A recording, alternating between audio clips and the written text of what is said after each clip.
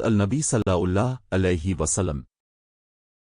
हज़रत मोहम्मद सल्लल्लाहु अलैहि वसल्लम की ज़ात बाबरकत ने न सिर्फ मुसलमानों के दिलों में अल्लाह के सच्चे रसूल की हैसियत से मकाम पैदा किया बल्कि उनकी ज़िंदगी में ऐसे बेशुमार मोजिज़ात भी रूनुमा हुए जिन्होंने उनकी नबूवत की सच्चाई को साबित किया। मोजिज़ात नबी की ये हकीकत नबी करीम सल्लल्लाहु अलैहि वसल्लम की सच्चाई और अल्लाह के पैगाम को दुनिया तक पहुंचाने का एक अहम ज़रिया बनी। यहाँ हम कुछ अहम मोजिज़ात का जिक्र करेंगे जिन्होंने इस्लाम के पैगाम को क़ुव्वत बख्शी।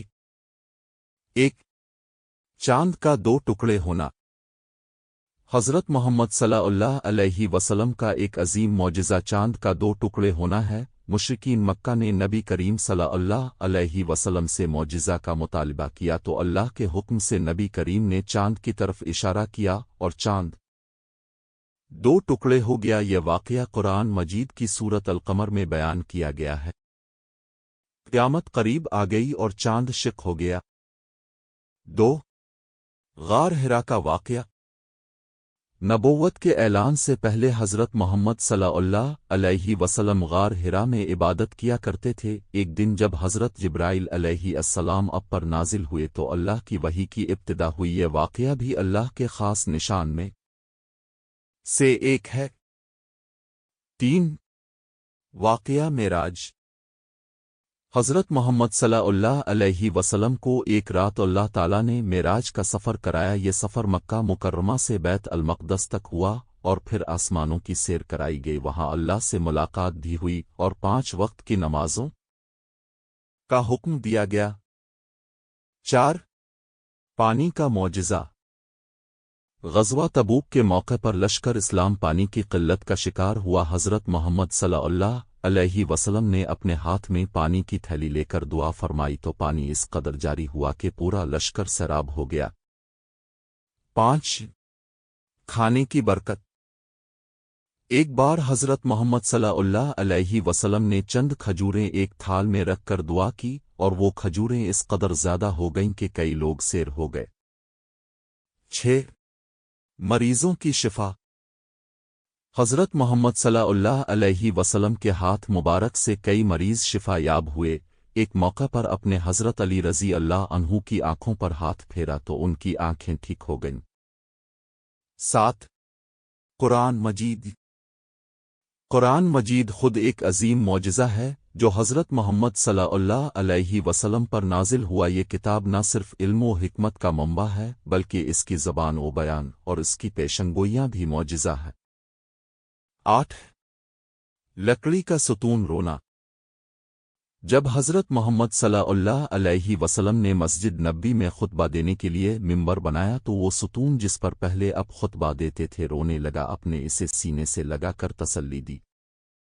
9. दूध का मौजिज़ा। हज़रत मोहम्मद सल्लल्लाहु अलैहि वसल्लम के दस्त मुबारक से दूध के बर्तन में इतनी बरकत हुई कि कई लोग सैर होकर पाए। 10.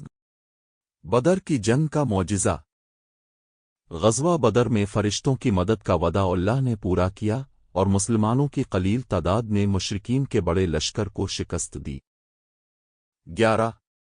पैगंबर के लबों की दुआ। हज़रत मोहम्मद सल्लल्लाहु अलैहि वसल्लम की दुआएं अल्लाह की बारगाह में कबूल होती थीं। ग़ज़वा अहद में अपने दुश्मनों के लिए दुआ की तो अल्लाह ने उन पर सख्ती की। 12. ऊँट का मौजिज़ा। एक ऊँट नबी करीम सल्लल्लाहु अलैहि वसल्लम के पास आया और आपके कदमों में बैठ गया। अपने इसके मालिक को बुलाया और उसकी ज़रूरत पूरी की। 13.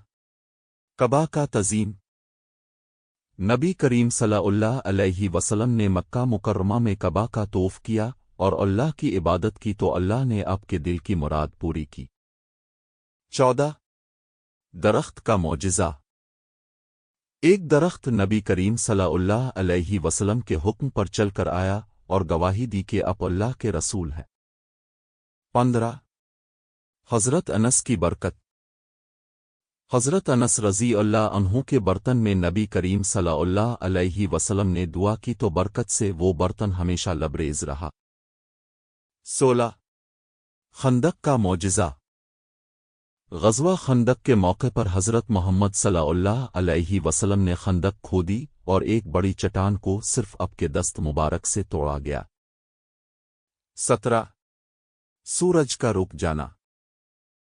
ایک مرتبہ حضرت محمد صلی اللہ علیہ وسلم نے دعا کی کہ سورج نہ ڈوبے جب تک کہ حضرت علی رضی اللہ عنہ غزوہ خیبر سے واپس نہ آئے۔ 18 حضرت جابر کی اونٹنی۔ حضرت جابر رضی اللہ عنہ کی اونٹنی تھکی ہوئی تھی، نبی کریم صلی اللہ علیہ وسلم نے اسے دعا دی تو وہ تیز چلنے لگی۔ 19 حضرت خالد کی تلوار۔ حضرت خالد بن ولید رضی اللہ عنہ کی تلوار کو نبی کریم صلی اللہ علیہ وسلم نے دعا دی تو وہ کبھی شکست نہ کھائی۔ 20 قافلے کی پیشگوئی۔ نبی کریم صلی اللہ علیہ وسلم نے ایک قافلے کی پیشگوئی کی جو ٹھیک وقت پر مکہ مکرمہ پہنچا۔ 21 بخشش کی دعا۔ نبی کریم صلی اللہ علیہ وسلم کی دعا سے کئی لوگ بخشے گئے اور اللہ کے عذاب سے محفوظ ہوئے۔ 22 حضرت بلال کی اذان۔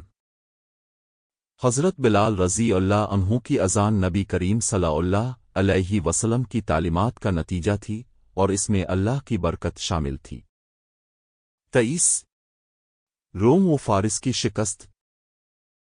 نبی کریم صلی اللہ علیہ وسلم نے روم و فارس کی شکست کی پیشگوئی کی جو بعد میں پوری ہوئی۔